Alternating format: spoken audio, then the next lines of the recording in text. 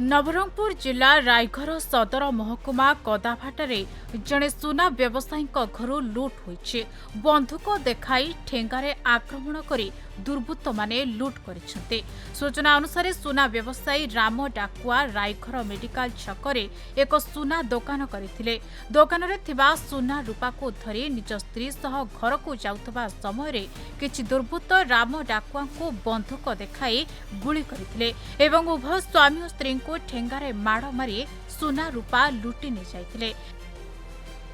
रायघर कदुबाटा स्थित आमर भाई राम डाकुआ और स्त्री संगीता डाकुआ घर आज 15 दिन तल डकायत होता बहुत मर्मांतिक भाव माड़ मरा होता। सुना लुट होती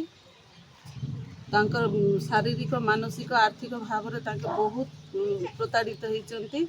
आम से थाना को आसीलु 15 दिन हो गला आम कि जापारूँ एवं थाना आम भरोसा पाई जाऊँ जे किसी करेंगे न्याय देव बोली।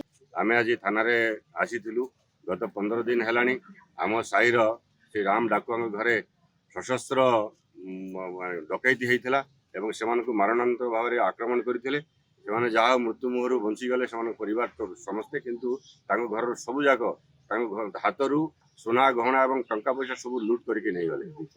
से दृष्टिकोण आम गत दिन भी थाना आसलु से कहलु जमी हेल्ले भी ये केस डकाती मान धरिकी आमको न्याय देवाई एपर्यंत आम न्याय पाइलु ना। तेणुक समस्ते आम साईवासी समस्ते आज आउ थे आसलु आमर इन्स्पेक्टर सब भरोसा देले आईएसी आम सब भरोसा देले जे टीम काम करुँच खूब शीघ्र ये डकाती मैंने धरा पड़े एवं राम भाई को न्याय मिल आम साईवासी न्याय मिल आम अंचल को न्याय मिल।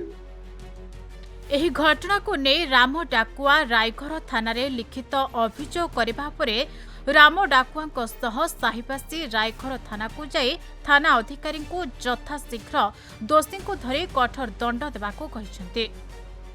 मु दुकान बंद करके घर जाऊँ से मम घर बाउंड्री भितर डकाती आसिकिना मत माड़ फाड़ मारिकी मोर सोना गहना सोना रूपा सब चोरी करके गला।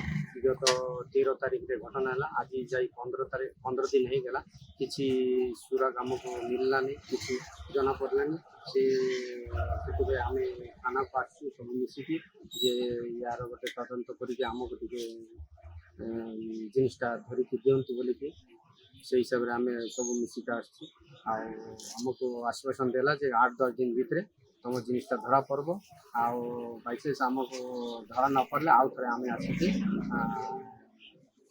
थानार द्वारस्थ हबू। नवरंगपुर अनिल प्रभात भद्रा रिपोर्ट खबर ओडिशा।